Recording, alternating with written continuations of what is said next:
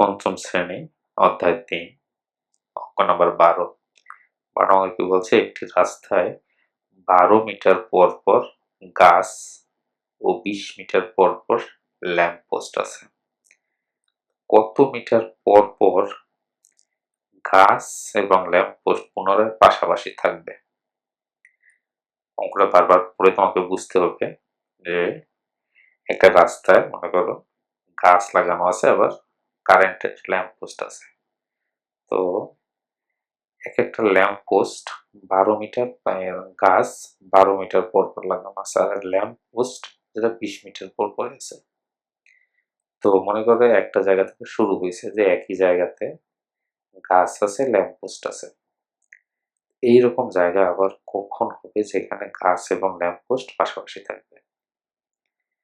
তো দুটো যদি লসাগু করি ১২ এবং ২০, তাহলে বের হয়ে যাবে। তো দেখি, পুনরায় পাশাপাশি থাকবে